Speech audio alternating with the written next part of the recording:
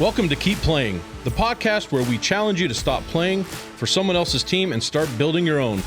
We're here to bridge the gap between sports and business so you can lead, grow, and win. Game on.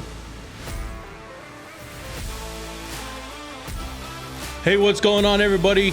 Keep Playing. Here with Lance Johnson. We're here to have some fun, talk some sports, talk some business. Let's get right into it and really jump into today's episode talking about really why we're here and what Keep Playing is all about, and really how we got here as two sports fanatics that have grown up playing sports, and now we're in the game of business. And so we got really four real key pillars that we love and we abide by each and every day: discipline, resilience, leadership, and teamwork, and really feel that sports brings all four of those pillars into the business world. So let's just go ahead, Lance. I'm just going to ask you right away, what is discipline in your life? How has sports really helped you really gain momentum in business? Because I've known you for a long time, and I've seen you grow so much, and I know your discipline's great. I work out with you. So let's just help everybody understand how discipline's really impacted your life through sports and through business now. Well, discipline to me is a situation where you don't negotiate. You can't negotiate. You know that there's a goal in mind. There's something that you're trying to do, especially playing sports as a kid. Going out there, you know that you want to impress the coach. You want to go out there and get the playing time, hopefully be able to play in front of your family. And even if your family is not out there, you still want to be able to play well because you want to keep getting that playing time. And I think that carries over to what we're doing now in business, and even with this situation now, is that it's discipline is a matter of just creating those habits that you can't negotiate or talk yourself out of.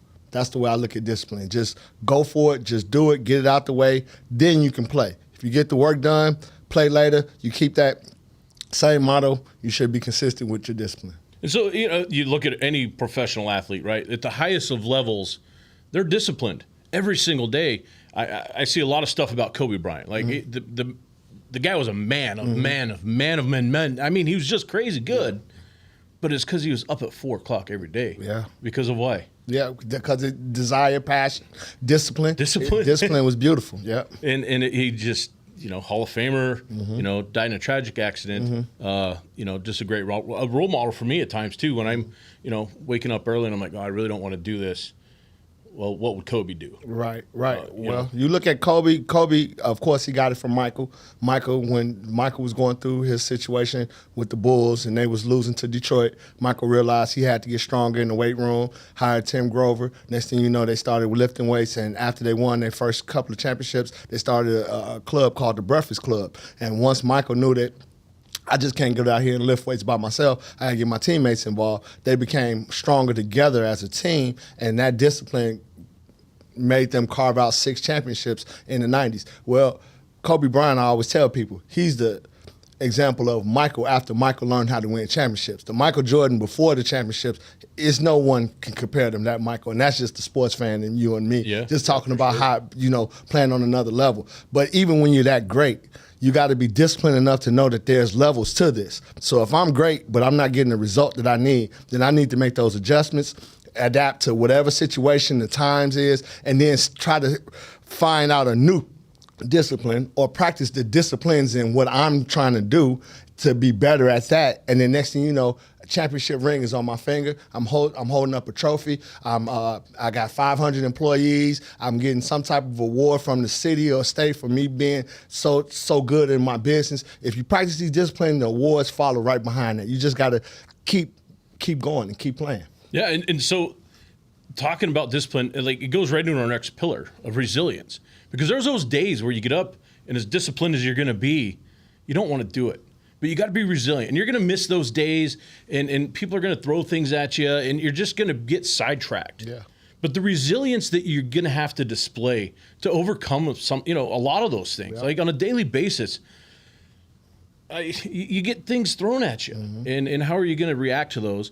Discipline's going to get you through some of it, but you just got to be resilient to understand that, maybe tomorrow is going to be a little different, but you got to stay with that discipline and overcome that with the resilience. And when you get beat down, and I watching some of the hockey playoffs recently, and some of these teams are just getting beaten down, right? And they come back the next day, or maybe 2 days later, with resilience, Right. and they bring that fight because they've had discipline in between there. But resilience is a huge benefit, and you have to be resilient in sports. Baseball pitchers, you go out and you get shelled, right? And you got 5 days to figure it out. Right. Basketball, you go out. I've seen some playoffs recently where some teams are just getting shellacked. Yeah. And how do you even get back the next day? Right. The Colorado Rockies right now, they've won 7 or 8 games, and we're a third of the way into the season, and how do you just keep coming back and coming back? So let's talk about that resilience a little bit. What's some of the things that you've had to maybe overcome and be resilient on? Well, to me, it's all about mindset, and that doesn't just happen overnight. I had sports taken away from me in high school as a junior. Issues with parents. I was out of school. Basketball was taken away from me, and I went into what I call a dark place. I had some things that I shouldn't have been doing. I'm not gonna say the wrong people, but I just didn't have the same habits and disciplines I have now. And after having my kids and then getting older and then realizing, hey, I'm not where I want to be, then there was some sacrifice that needed to be made. Going to massage school, then going from massage school to learning how to train, and then just not learning one time with training, just get multiple certifications in different philosophies with different disciplines so that I can stand out as a trainer. I don't want to just be the average trainer, because my goal is to be the very best, just like how you are with your business. So when you talk about resilience, I look at life like a 7-game series. The first game is always, or the first day, or the first phase of whatever it is you're going through, that's a fill-out phase. That's when you're just trying to see if you can get some advantage in what you're doing, but most of the time you're going to fail. And if you understand that failure is a part of your success, then your resilient levels, or your resilient, what I want to call being able to stay resilient, I think it elevates. It goes to a point where you know that if I lose, I may make a mistake here. Let me just keep going, and let me see what tomorrow brings, and let me see what the next day brings. Because truth, I've been told that you're not a failure until you absolutely quit. But if you failure is a part of success. So don't quit. Just keep putting one foot in front of the other, and then that's how you stay resilient. Yeah, we've probably all seen the failure staircase, right? Yeah, you fail and you step up on it, and you fail again. You step, like it's not the end. Right. You just got to keep taking steps, Yeah. and a lot of people quit because of that resilience, and they just can't keep making that step. Whether they get too tired, or people knock them down, or they just don't know where to go next. Right. And a lot of times with resilience for me is I've got some coaches in my corner that help me through a lot of things. And, especially marketing a business is a talent and a skill in and of itself. And growing a business truly takes a lot of marketing and sales and building a brand and everything else that goes with that.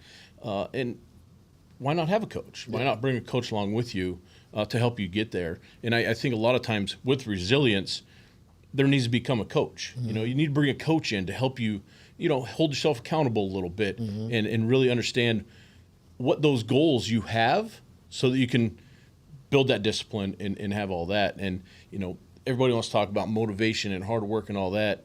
It's really discipline and resilience that really is what motivation and hard work's all about. Yeah, I believe if you take on the mantra of get comfortable being uncomfortable, again, that's Tim Grover. I read that in the book, Relentless. If you get that mindset that I'm going to be uncomfortable, and when I'm comfortable, that means I'm not moving anywhere. The comfort zone is a place where nothing grows. But when I stay uncomfortable, I keep pushing myself.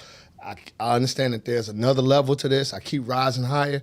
Then you're going to get to a point where anything that's thrown at you, because you had practice with failing or being under pressure or being put in a situation that you wasn't familiar with, and you overcome that, then that confidence carries over into the next ball game. And that's why I say, if you treat everything like your business like it's a 7-game series, or whatever project you're going through, understand that each game, it changes. You were just talking about how do you come back from after getting blown out. We was looking at some of the basketball games. You see one team get blown out by 30 points, and then they come back the next day, and they that same player who couldn't hit a bucket all of a sudden catches fire. It could be because he went home. It could be because of the environment. It could be because of the mindset. He realizes, hey, we're pressured. If we lose another game, we're gone. So if you treat everything like, I don't have to win every game, but I just got to win 4 out of these 7 games, That means 3 games I might lose. Learn from the games that you lose so that you can come back and win. And that's how you build up that resilience. I got another shot.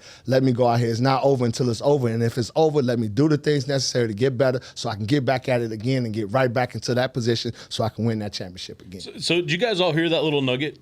Live your life 7 games at a time, right? Win 4 of them, and you win the series. So nobody wins 7 games because that's not the point of it. All you got to do is win 4 games to be a champion. Yep. So, man, what a brilliant little nugget there, Lance. That's just I think even leads me into here. Let's go to the third pillar here. Yeah. Leadership. Yeah. Right? Because without discipline, without resilience, leadership's never going to get there. Yeah. And leadership is when you take your game to the next level. Yes, sir. And, you talk about the GOATs of all time, the Tom Bradys, the Michael Jordans,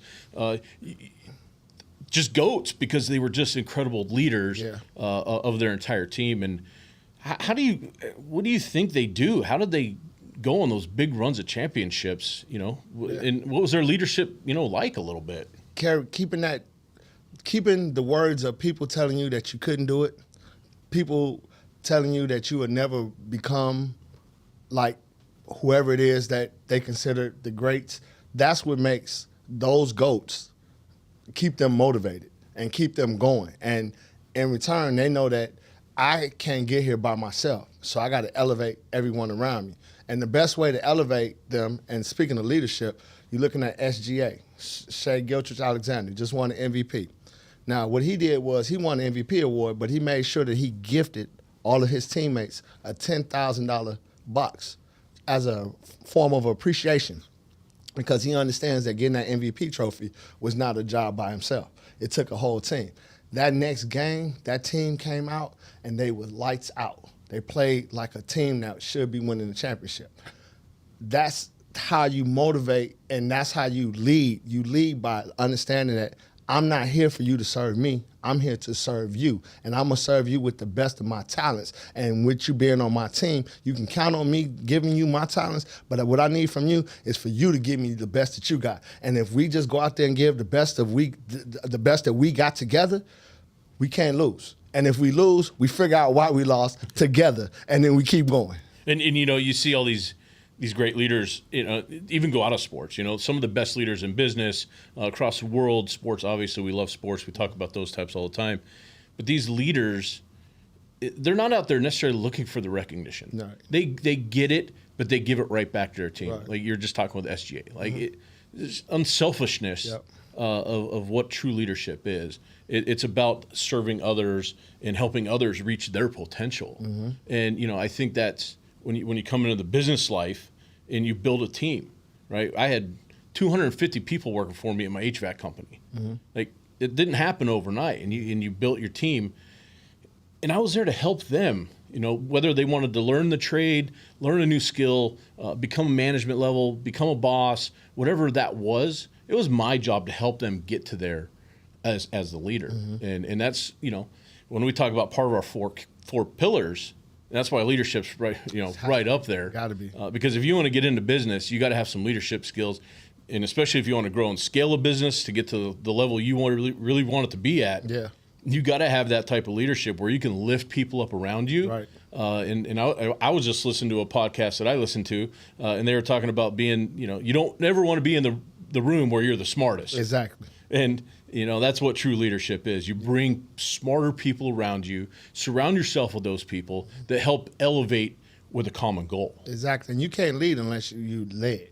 And, just what you just said about having the 250 employees, knowing that didn't happen overnight. But even if you're at a position where you don't have employees up under you, and for instance, my business, I run my business by myself.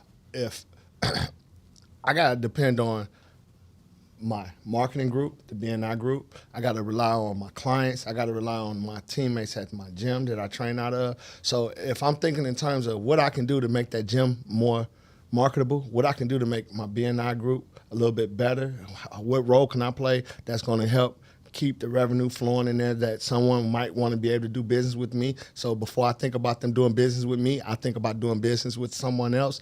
If you always think about how can I give first, to me, that's leadership. If I can give it first and I know that this is going to enrich you, then you becoming prosperous is going to, in return, it's going to help me out. So I just got to always think about how can I make everyone around me better and lead. Like I said, I have 3 trainers. I have a trainer in Australia that sends me work. I have a trainers at the gym I train with. I got a machine that has trainers on there. I'm constantly learning. Although that I know that I lead almost 30 to 40 people a week, and we have a marketing group where I do the education unit. I have to learn from other people teaching me. So you can't be water unless you get water poured into you. Yeah.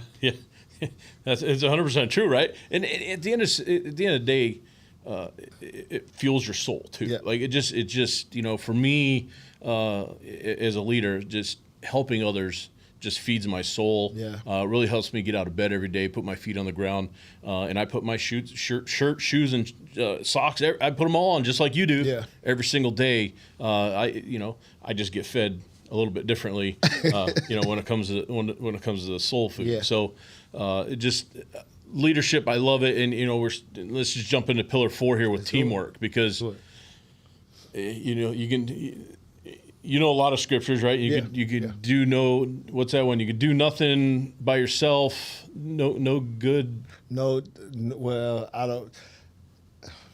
I know that it's all about teamwork. Okay, well, I know that everything works together for your good. So that's the one I'm gonna throw out there. That when you're doing everything, like if I'm being resilient, if I'm being disciplined, if I'm being a servant leader, then all of that's gonna work together for my good and build me up. And like you said, as a team, you think about what the dynamic of you and I. Your son, I train your son. When I'm not training your son, you're implementing some of the disciplines that I'm training them with, but in return, I'm just a voice for you. And now you have this great son who has potential on becoming whatever it is he decides he wants to be. But even if he doesn't decide that he wants to play on another level, he knows that he has the support of his team mates, which is you, his mom, his family, me, the people at the gym, my wife, anybody, any resources I have, he has that. That's building that team. When you build that trust and that trust amongst people, that listen, I got your back no matter what, even if that means that I got to sacrifice in order for you to get to the next level, then that's how you are able to have that teammate play at a whole nother level. And that's the best way of teamwork. I absolutely love how you wrap that teamwork, right? Because at the end of the day, we think of a team, and I'm a Steelers fan. I think my Steelers teams, Dodgers. We think about that as your team, and the way you wrap that into a family. Your family could be your team. Yep. Your work can be your team. Yep. Your social club could be like a team is more than just a small group of people. Yes, it is. You can actually then bridge teams together. Mm-hmm. And that's just the beauty of one of our pillars is that teamwork, because you're not going to do it yourself. Right. You need to surround yourself with great people that can lift the whole team up together. Well, that scripture just came to me. I think I know what you're talking about. When 2 or 3 gather in my name or agree upon anything, it shall be done. That's teamwork.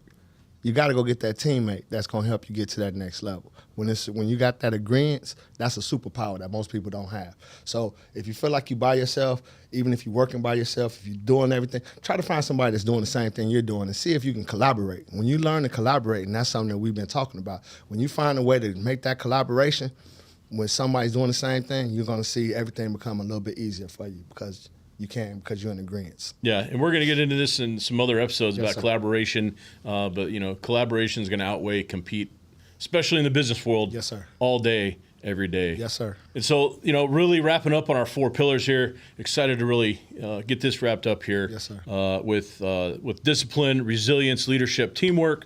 We're going to go ahead and wrap this one up, put this one in the books, and look forward to the next one. So, okay.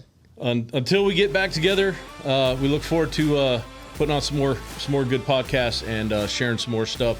I think we're going to talk more in depth about these pillars here coming up. So until next time, thanks for tuning in to Keep Playing with Sonny Bert and Lance Johnson, the show where athletes turn sports into business success.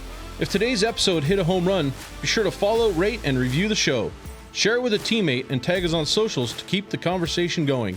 And remember, the season might end, but the game never does. Keep showing up, keep growing, and most of all, keep playing.